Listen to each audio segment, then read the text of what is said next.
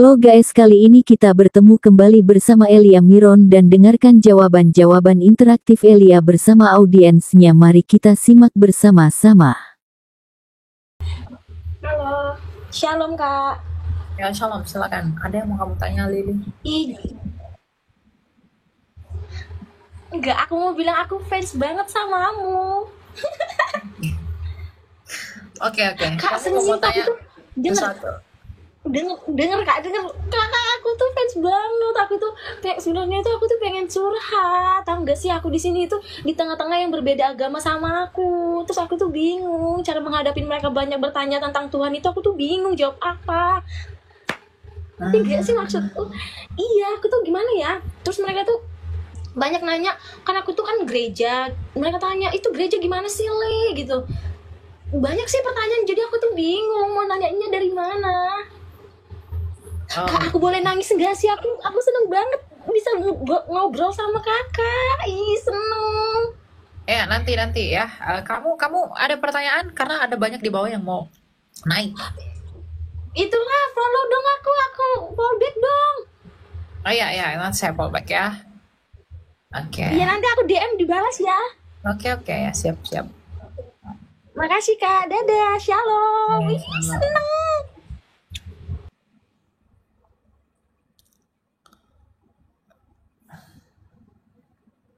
Di bawah ngapain kalian ngecicin? Woi, jangan lupa tetap layar ya, itu tugas kalian. Oke, silakan Faridun. Iya. Halo Kak Elia, malam. Ya, malam, silakan, ada yang mau ditanya. Jadi saya mau bertanya tentang konsep Trinitas. Apa yang mau tanya, Pak? Kan di Alkitab kan jelas katanya Yesus bertuhankan Bapa kan, Tuhan Bapa gitu. Enggak ada Yesus bertuhankan Bapak. Yesus adalah Tuhan. Tapi kan jelas di situ katanya ada di ayat-ayat di Alkitab yang Yang katanya. mana ayatnya? Yang mana? Kecuali cari dulu, searching dulu kecuali karena saya tidak baca Alkitab. Oke. Terus mau tanya apa? Ya tentang itu sih, kan setahu ada ayat-ayat di mana katanya Kamu orang apa? Yesus. Orang Kristen atau bukan Kristen? Non. Oh, non-Kristen. Apa agamamu? Islam. Oh, Islam. Udah kuduga itu. Nah, terus? Yesus kamu Ya, bilang itu bukan kan. Tuhan. 1 Korintus 8 ayat 6. Bagi kita hanya ada satu Allah saja, yaitu Bapa, dan satu Tuhan, yaitu Yesus. Jadi Satu. Yesus itu Tuhan. Yesus adalah Tuhan. Hakikatnya adalah Allah, gelarnya adalah Tuhan. Jadi kamu harus bedakan apa hakikat, apa gelar. Tuhan itu gelar, Allah itu hakikat, Allah itu bukan nama. Kamu kan di Islam, kan kamu Allah itu kan nama. Nah, di dalam iman Kristen dan Yahudi, Allah itu bukan nama. Gitu, seperti saya, nama saya Elia, ya. Namanya Allah kami itu Hashem, ya. Kemudian gelarnya saya itu pelajar, gelarnya dia itu Tuhan yang artinya penguasa. Nah, hakikat saya manusia, hakikatnya dia itu Allah. Gitu loh. Jadi nama saya Elia, hakikat saya manusia, gelar saya pelajar, namanya dia Hashem, gelarnya Tuhan, hakikatnya Allah. Gitu. Ya. Iya. Lanjut lagi Pak, yang pertanyaan yang lain saja. Ya, satu lagi. Kamu mau tanya apa? Tentang konsep Yesus yang mengalahkan kematian, itu maksudnya kekal atau bagaimana? Oh iya, dia mengalahkan kematian sehingga kekekalan kan? Dia bangkit pada hari ketiga, disaksikan banyak orang. Nah, ketika dia naik ke surga juga disaksikan banyak orang. Nah, ketika dia naik ke surga, mendapatkan kemuliaan yang tertinggi dari Allah, dari Sang Bapa, lalu itu kan kekekalan, karena itu dimensinya Allah. Ya, dia pasti mengalahkan maut hingga kekekalan. Jadi apa perbedaannya dengan kekekalannya iblis? Kan iblis diturunkan dari surga, kemudian dia terus hidup sampai hari kiamat kan? sampai perang terakhir. Iblis itu nggak bisa mati, Pak, karena iblis itu roh. Tapi iblis itu akan ditempatkan di neraka untuk selama-lamanya. Mereka nggak bisa mati. Karena mereka itu makhluk immortal, makhluk roh. Roh itu nggak bisa mati, Pak. Nah, mereka akan hidup kekal juga. Iblis itu juga akan hidup kekal. Tetapi hidup kekalnya di neraka. Nah, yang percaya Yesus itu hidup kekal, tetapi di mana? Di sorga. Jadi semuanya manusia itu pasti hidup kekal. Tapi hidup kekalnya di mana dulu? Di sorga atau di neraka? Karena roh itu nggak bisa mati. Gitu. Ya? Oke. Gitu. Makanya kita mengajak, marilah datang dan percayalah kepada Yesus. Karena hanya Yesuslah yang mati, yang telah mati, dan yang telah mengalahkan kematian dan bangkit di dalam kekekalan. Maka kalau dia dapat melakukan hal demikian di dalam dirinya sendiri, maka dengan alasan apa saya ragu bahwa dia tidak dapat membangkitkan saya untuk memperoleh hidup yang kekal sama seperti dia yang kekal. Gitu ya. Oke, kita lanjut. Gitu ya. Jadi percaya Yesus ya. Itu adalah ajakan kita. Kan udah 100 orang aja yang mau naik. Silakan Mas Bumbo. Kalau kamu keluar, saya nggak bisa lihat nggak bisa dengar kamu ngomong apa. Halo? Oke, kalau begitu kita turunkan ya. Kesempatan tuh nggak banyak, nggak datang 2 kali, teman-teman. Jangan lupa tap layar ya. Ya, kalian itu harus tap layar supaya apa? Supaya menjadi nyata room kita kuat. Silakan Deyan 03. Halo Deyan, buka mikrofon Deyan. Kalau nggak buka, saya tutup. Oke, saya tutup ya. Mohon maaf. Banyak banget yang mau naik ini. Andai si Ele ini bisa dipecah 10 ya. Silakan Kay. Halo. Halo.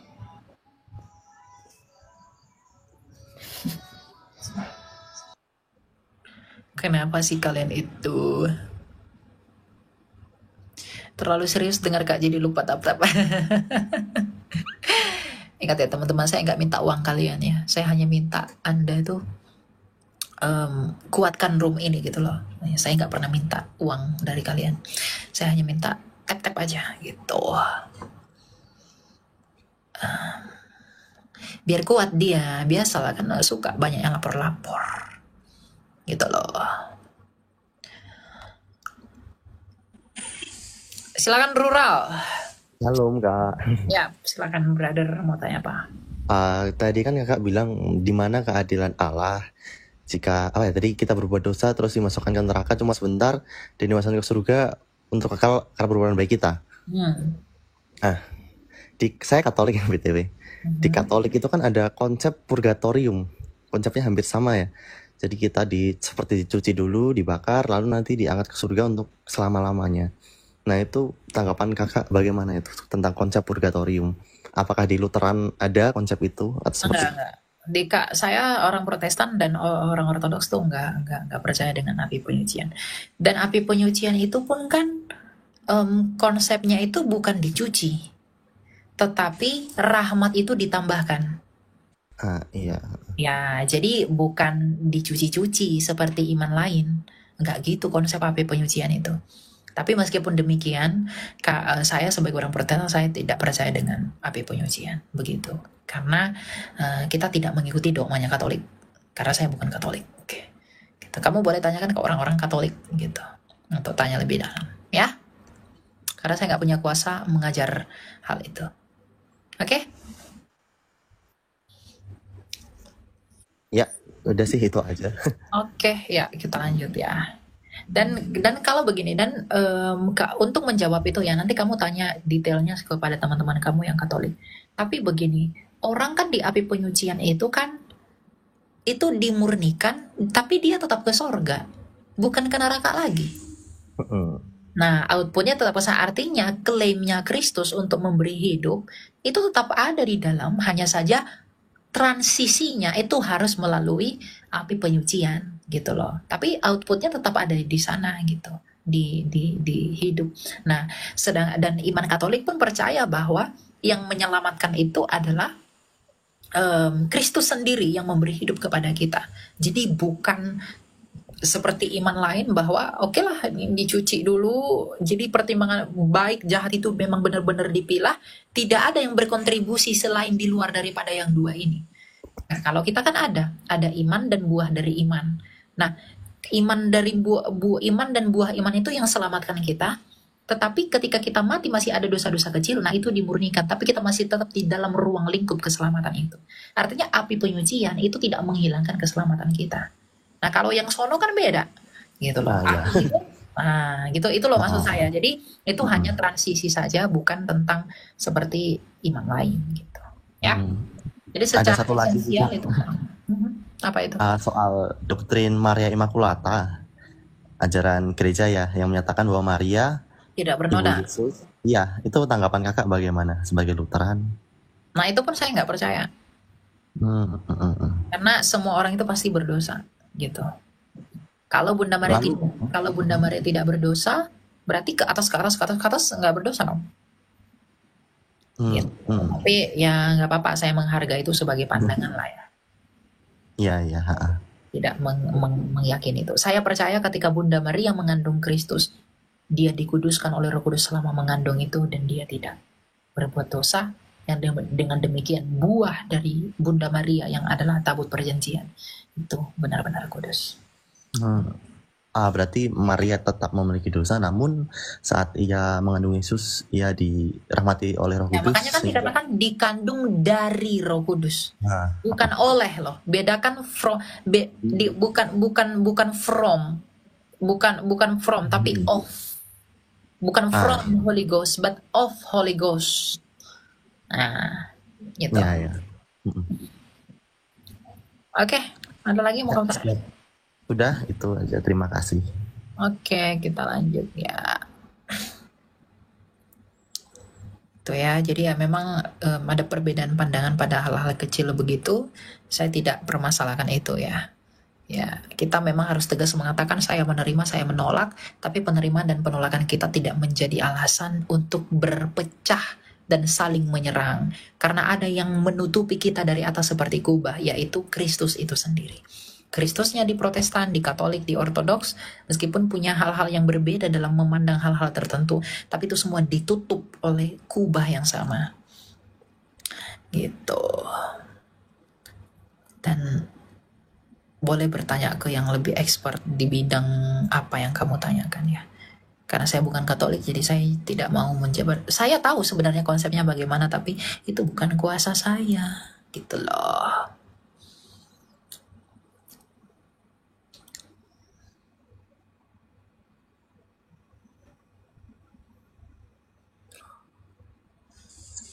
Silakan Hagai Tam. Halo, Pak Hagai. Enggak ada ya. Bagus sekali kacamatamu itu, Pak. Pinjam dulu lah ya, besok ya. Jangan lupa tap-tap ya, teman-teman ya. Biar dia... Silakan Abdullah. Iya, selamat malam. Selamat malam. Malam, Pak. Saya langsung aja tanya ya pada poinnya ya. Iman Bapak apa, Pak? Iman saya Islam. Oke, silakan. Mau tanya apa, Pak?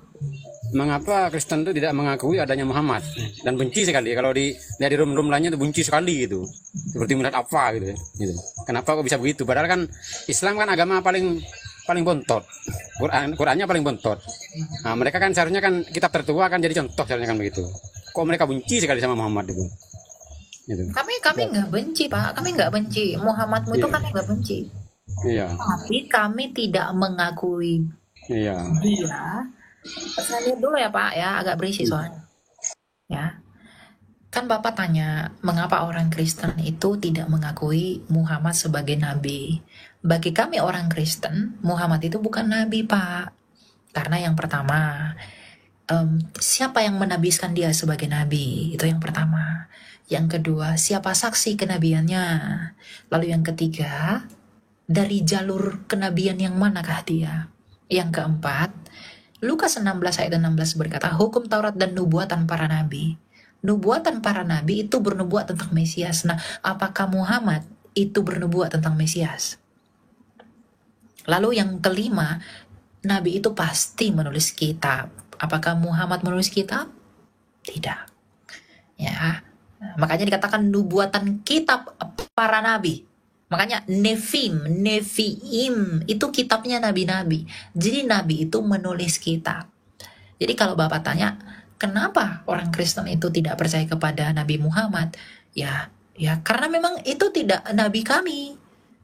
Lagi pula datangnya Muhammad itu kan setelah Yesus. Padahal nabi-nabi itu harusnya datang sebelum Yesus. Karena tugas nabi, arti navi dalam bahasa Ibrani, itu artinya pelihat. Nah, nabi itu dia bertugas untuk bernubuat tentang Mesias yang akan datang. Ketika Mesias itu sudah datang, maka pelihat tidak lagi dibutuhkan. Nah, lalu kenapa datangnya belakangan? Karena janji Allah kepada Adam sejak semula itu adalah Mesias. Makanya nabi-nabi yang dia utus itu untuk bernubuat tentang Mesias yang dijanjikan kepada Adam Hawa. Nah, ketika Mesias itu sudah datang, nabi-nabi sudah selesai. Maka ada rasul. Nah, kenapa datangnya setelah Yesus? Itu loh Pak. Jadi itulah alasan kenapa kami tidak menerima Muhammad itu sebagai nabi. Ya, tapi kami menghargai bahwa itu adalah bagian dari imannya Bapak. Gitu ya, silahkan saja, nggak apa-apa, gitu kan. Tapi kalau kemudian diasimilasikan dengan kekristenan, kami nggak akan mau dan tidak akan menerima itu, begitu ya. Boleh buka mikrofon Pak. Oke. Halo Pak Abdullah. Ya. Nah, Udah. gitu ya Pak ya, Ya. kira-kira. Nah, soalnya kan walaupun tidak diakui oleh Kristen, buktinya kan penggemarnya banyak, penganutnya banyak, dan itu nyata. Dan Nabi Muhammad itu jadi contoh sebagai manusia, jadi contoh dia sebagai manusia. Sedangkan Yesus kan, Kristen kan tidak ada contoh manusia siapa yang seperti Muhammad kan begitu. Kan nggak ada di Kristen itu siapa lah contoh yang sebagai manusia seperti Muhammad, kan tidak ada itu kan. Tuhan Yesus itu manusia yang paling sempurna dan tidak berdosa, Pak. Kan Tuhan Yesus benar-benar manusia dan benar-benar Allah. Tuhan Yesus, mohon maaf ya Pak, Tuhan Yesus kami tuh nggak pernah bunuh orang, Pak. Dia tidak pernah menyakiti siapapun. Yang lain-lain masih menyakiti. Dia masih membunuh, dia masih melakukan hal-hal. Mohon maaf, Tuhan Yesus kami tidak kawin, Pak. Dia tidak kawin, dia bahkan tidak berdosa, Pak. Jadi dia memang benar-benar teladan, paling teladan. Kalau masalah teladan, bercerminlah kepada Yesus yang sempurna menurut Taurat, Galatia 4 ayat 4. Dia tidak berdosa. Coba makanya ketika dia disalib, Pak, pengadilan Roma itu nggak bisa membuktikan dia berdosa. Apa kata pengadilan? Aku tidak menemukan dosa apapun pada dia. Tapi kalau kamu mau tetap salibkan dia, darahnya tidak tertumpah atasku. Itu katanya. Kenapa keluar, Pak? Aduh, jangan kabur lah, Pak. Ya. Mulai ku sampaikan ajaibnya Kristus tuh keluar, Bapak. Padahal seru loh itu, Pak. Gitu loh, ya. Nggak aneh. Jadi kalau Bapak bilang teladan-teladan, nggak ada yang seperti dia, Pak. Seperti Yesus tuh nggak ada. Ya, tapi enggak apa-apa lah ya. Kita anggap si Bapak belajar. Gitu. Jangan diadu. Moralnya Yesus tuh jangan diadu, Pak. Dengan siapapun. Nggak akan ada yang bisa. Dari aspek apapun nggak akan ada. Makanya dia sangat sempurna. Dengan demikianlah mengapa kami sangat mengagungkan dia. Dan memuji dan menyembah namanya. Karena nggak ada yang seperti dia. Dia begitu agung di dalam kerahimannya. Ingat ya. Kerahimannya. Dia agung di dalam kerahimannya.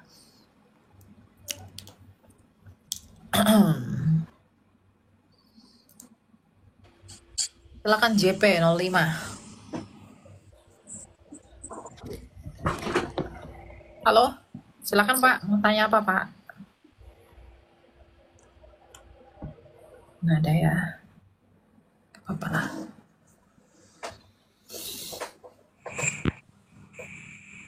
Silakan once. Halo? Halo. Silakan brother, mau tanya apa brother? Kak, kenapa Yesus itu disalib? Sedangkan dia Tuhan.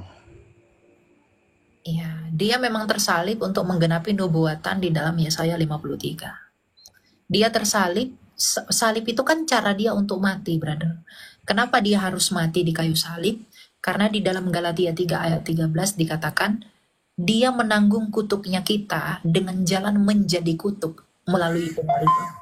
Sebab ada tertulis, terkutuklah orang yang tergantung pada kayu salib. Jadi, kan Tuhan Yesus itu datang ke dunia ini, dia itu untuk menanggung kutuknya dosa. Nah, lalu bagaimana cara dia menanggung kutuk dosa? Dengan tergantung pada salib. Karena ada tertulis bahwa yang tergantung di salib adalah yang terkutuk. Jadi Tuhan Yesus yang tadinya tidak terkutuk, maka dia dianggap menjadi kutuk untuk menanggung kutuknya kami dengan tersalib. Untuk itulah mengapa dia tersalib. Gitu. Ada lagi? Saya mau bertanya. Itu teman saya kan Kristen Katolik, nggak salah.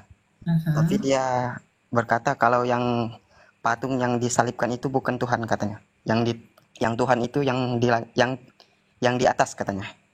Iya memang kan patung-patung itu hanya seni, brother.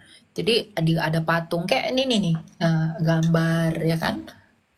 Lalu patung di gereja dan lain sebagainya. Itu kita nggak sembah. Patung itu kita buat sebagai ekspresi imannya kita. Sama seperti kamu misalnya buat kaligrafi, kan kayak tulisan-tulisan Arab tuh yang di profil kamu. Itu kan biasanya ada kaligrafi. Nah, itu kan seni gitu loh. Bukan berarti kaligrafi itu ketika dilukis itu adalah Tuhan kamu, kan nggak begitu. Nah, kami pun begitu. Ada gambar-gambar wajahnya Yesus, ada patung-patungnya Tuhan Yesus, ada ikon-ikon dan segala macam. Itu adalah penggambaran kami kepada realita apa yang kami imani. Gitu. Bukan berarti itu kami sembah. Meskipun itu ada di gereja, ada di tempat doa, tempat ibadah, berarti kami menyembah itu. Buktinya apa? Buktinya kami orang Kristen kemanapun kami bisa berdoa. Nggak harus ada patung dulu biar kami berdoa. Nggak harus ada foto dulu biar kami berdoa. Enggak. Gitu. Ya.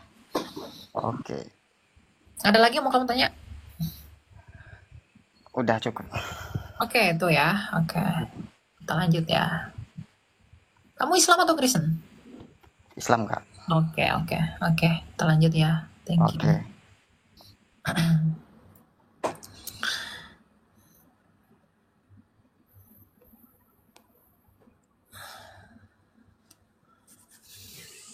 Silakan Abu Al. Halo Pak. Selamat malam ya Kak. Ya malam, silakan. Mau tanya apa Pak? Enggak. Saya cuma prihatin ya dengan keadaan umat Islam khususnya yang ikut-ikutan dalam live yang sebenarnya ini khusus buat orang-orang Kristen aja ya. Kristen. Terus ada beberapa oknum yang masuk ke live ini ya mungkin memang tujuan mereka memang buat mencari gimana ya, mencari kesalahan atau mencari permasalahan atau menimbulkan permasalahan ya. Padahal sebenarnya dalam Islam ini menurut saya sih nggak perlu kita ngurusin agama orang lain, ya nggak? Saya Muslim, alhamdulillah, dan saya punya banyak teman dari berbagai macam agama. Dan di Indonesia ini khususnya ya, kita baik-baik saja.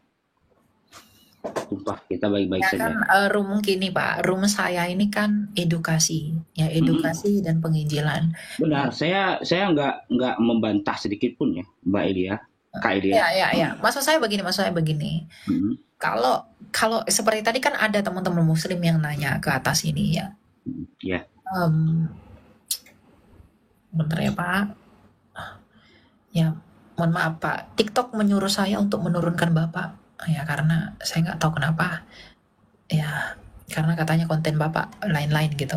Tapi yang mau saya sampaikan ke Bapak tadi adalah kan saya menginjili orang di sini. Jadi siapapun memang adalah tujuan penginjilan saya menjadi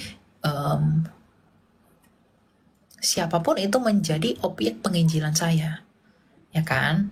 Tetapi satu hal yang perlu Anda ketahui, kalaupun ada teman seiman Anda masuk ke sini dengan narasi-narasi yang nggak benar, ya silahkan saja gitu. Saya tidak akan melayani itu.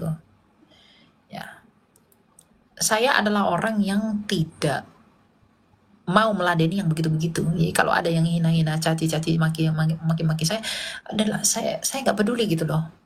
Karena ya untuk apa saya memberi atensi untuk itu? Gitu. Banyak hal yang harus saya lakukan. Ngapain saya buang emosi untuk itu? Ya kan? Gitu. Ini mau bilang saya apa kayak mau ejek saya apa kayak saya nggak peduli. Silakan Arwin, selamat malam. Halo, Arwin. Oke, tidak ada ya Arwin ya. Kamu begitu tegar ya, tetapi tidak terlalu tegar karena tidak ada suara. Ya ampun. Silakan Ferry Wijaya. Ya, saya dari agama Kristen Protestan mau nanya, Mau tanya kenapa ya kan kita itu agama Katolik menyembah Tuhan Yesus, Protestan menyembah Tuhan Yesus, Alkitabnya sama, kenapa pecah-pecah gitu ta? Kalau saya Kristen, kok kenapa pecah-pecah? Kalau Tuhan Yesus lihat, umat kita Pecah terpecah-pecah. pecah yang Bapak maksud itu pecah apanya? Jadi banyak Pecah aliran. administrasinya. Dengar dulu. Jadi banyak aliran. Iya, pecah. Oke. Apakah aliran itu memecah Kristus? Jadi ada yang sesuai dengan Alkitab, ada yang menambah-nambah Alkitab, ada yang mengurangi. Ya, kayak kita dibaptis kan harus di sungai yang mengalir. Ada yang dipercik, ada yang di gimana. Kan kita harus sesuai dengan firman Tuhan. Ya, betul, Ya. betul. Ya, tapi dibaca dulu, dipelajari lagi lebih dalam ya.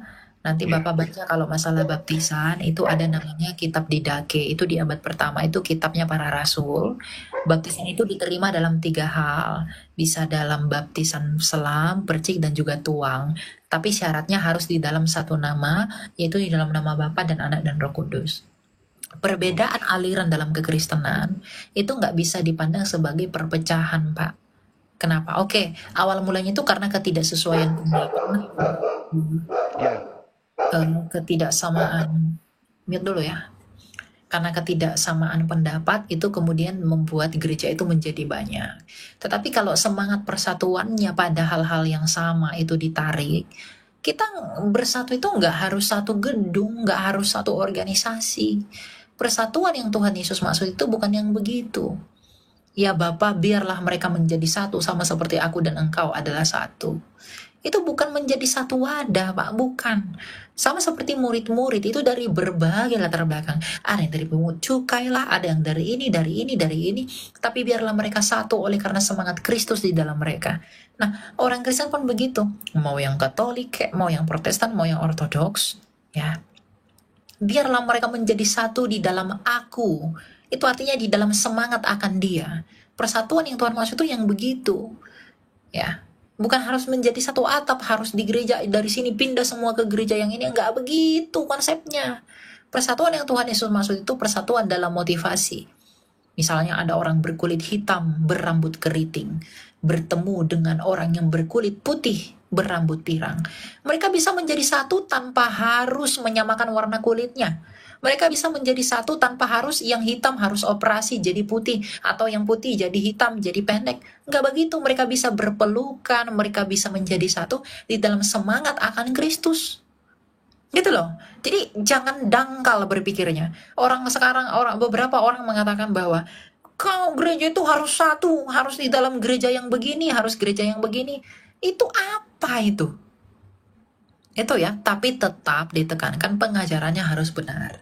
Kita nggak bisa menafikan bahwa memang banyak gereja itu ajarannya kurang-kurang gitu loh.